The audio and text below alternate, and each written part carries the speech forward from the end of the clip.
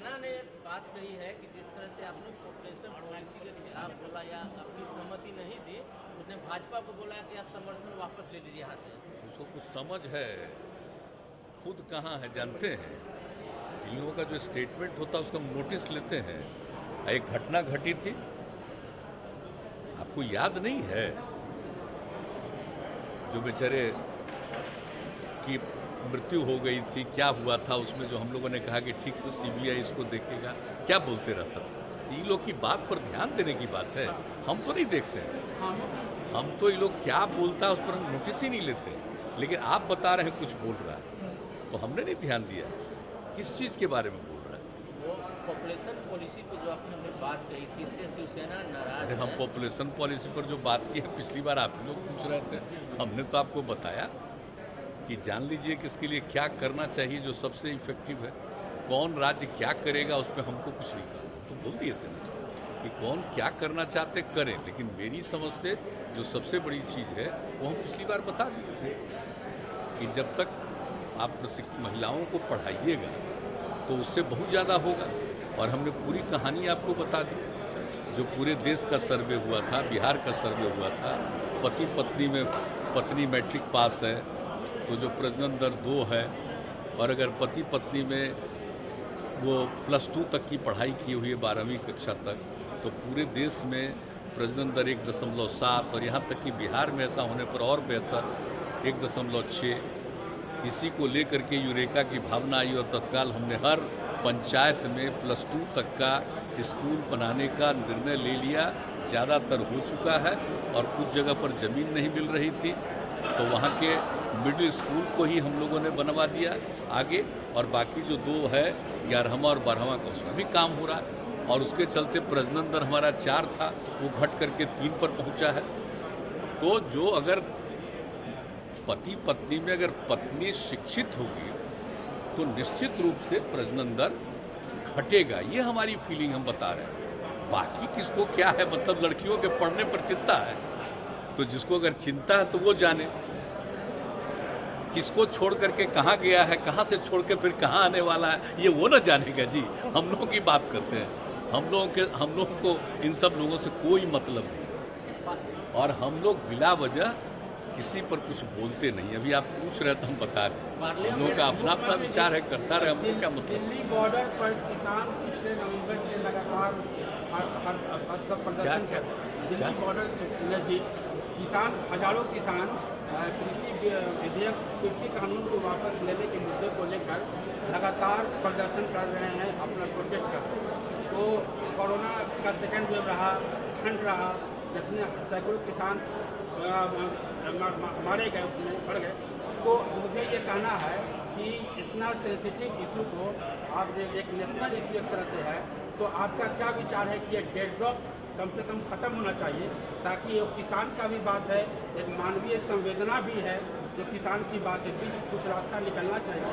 और आप खुद कृषि मंत्री रह चुके हैं केंद्र में, आप थोड़ा बेहतर उसको समझ करके, और क्या आपका सलाह है कैसे इसको समस्या का निपटारा किया जाए, जो आप बताएं उसके बाद। देखिए, ये पर्टिकुलर कुछ राज्यों की बात है जहाँ सबसे पहले ये काम शुरू हुआ, उत्पादकता भी बढ़ी थी और वहाँ से लोगों का खरीदा जाता था अनाज। तो वो उन सब इलाकों में जो नई पॉलिसी बनी है, नई कानून बने, तो उसको लेकर के उन लोगों का विरोध है।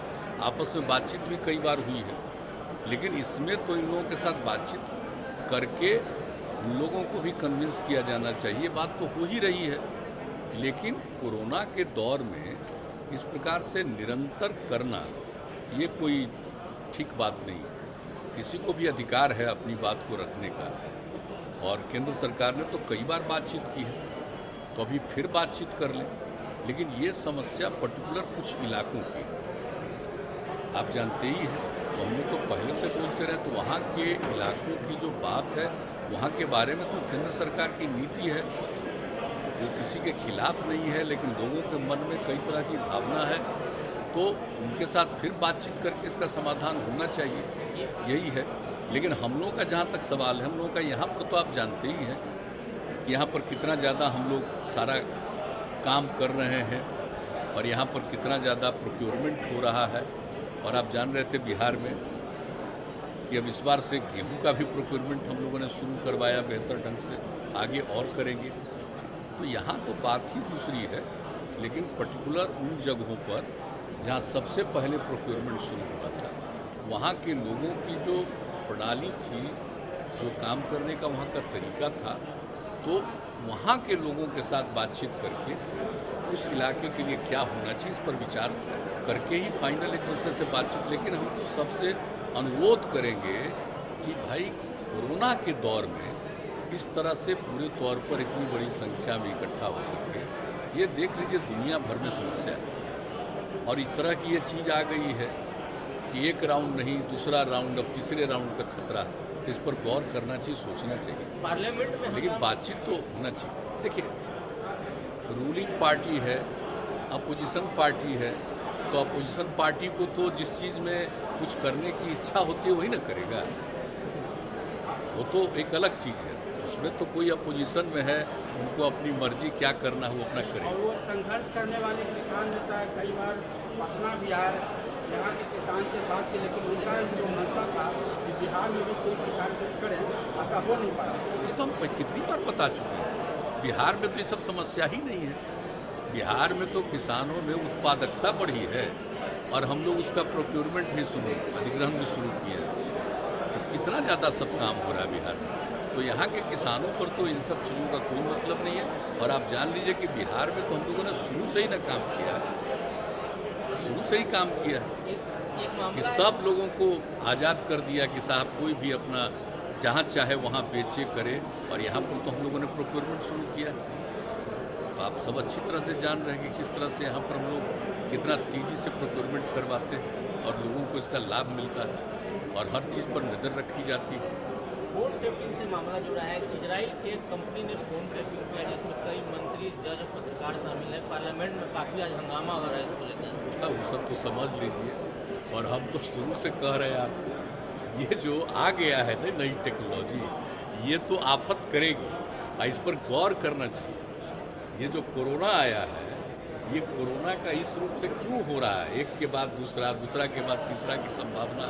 तो ये सब जो चीज़ें हैं ना, ये निश्चित रूप से आप देख लीजिए कि जब ऐसा टेक्नोलॉजी आ गया है तो चलिए उसका लाभ भी लोगों को मिलता है, लेकिन इस टेक्नोलॉजी का दुरुपयोग भी लोग करते हैं। ये तो दोनों तरह की बात होती है। तो जानते ही हैं कि किसी चीज़ का उपयोग करना, किसी चीज़ का दुरुपयोग करना, सोशल मीडिया का कितना इम्पैक्ट बढ़ गया है।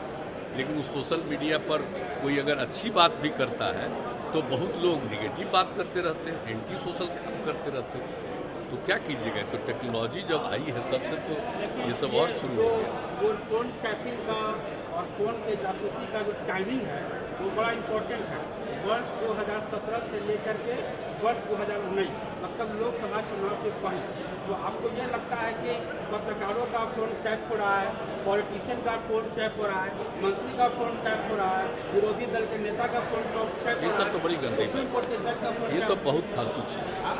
किसी को इस तरह से डिस्टर्ब करना अच्छी बात नहीं, मेरे हिसाब से तो बिल्कुल बेकार बात है। और ये जो नई टेक्नोलॉजी सब आ करके इसका जो दुरुपयोग हो रहा है और किस तरह से इसका बुरा असर भी पड़ रहा है, कई जगह लोगों को परेशानी होती है, काम करना चाहते हैं उसमें बाधा आती है, कई तरह की बात होती है। अगर कोई निगेटिव और गलत काम करे तो शुरू से ही तो उस पर कार्रवाई करने के लिए प्रावधान होता ही है।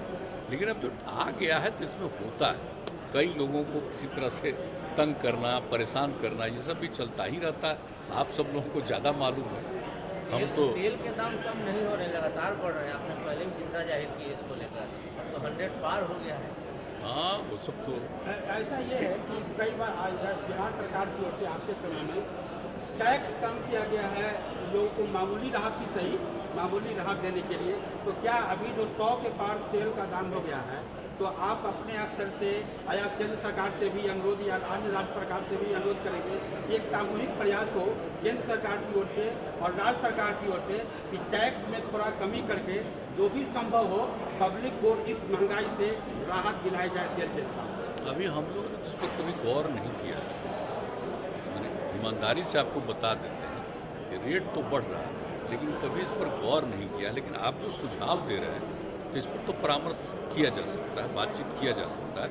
आपस में पहले हम लोग बात करेंगे, अपने यहाँ बिहार में आपस में पहले बातचीत करेंगे, इसके बाद इसका क्या रास्ता है, किस तरह से लोगों को राहत मिल सकती है, उस पर गौर करेंगे। अभी तक नहीं देखे, ये अखबार में छपता है, रोज़ देखते हैं कि इसकी कीमत बढ़ रही है, ये तो देखते हैं, लेकिन ये हम आपको ईमानदारी से बोल रहे हैं कि इस पर कभी क्या करना चाहिए, इस पर अभी हम लोग नहीं सोचे।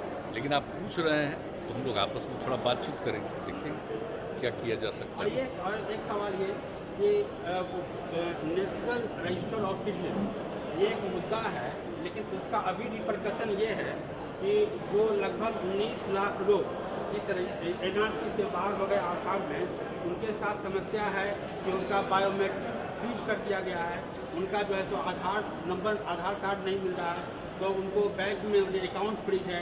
और ऐसे कितने लोग हैं, जैसे पूर्व राष्ट्रपति फखरुद्दीन अली अहमद के परिवार, या ऐसे लोग जो आसाम गवर्नमेंट में नौकरी किए या जो आसाम को रिप्रेजेंट किए, वो सारे लोग ऐसे बहुत जेन्युइन लोग, उनको जो मोटे तौर पर वो जेन्युइन है, वो उनका भी नाम हट गया है और एक गंभीर समस्या है। और कई स्टेट के चीफ मिनिस्टर जैसे ममता बनर्जी कह चुकी हैं कि हमारे यहाँ NRC लागू नहीं हुआ।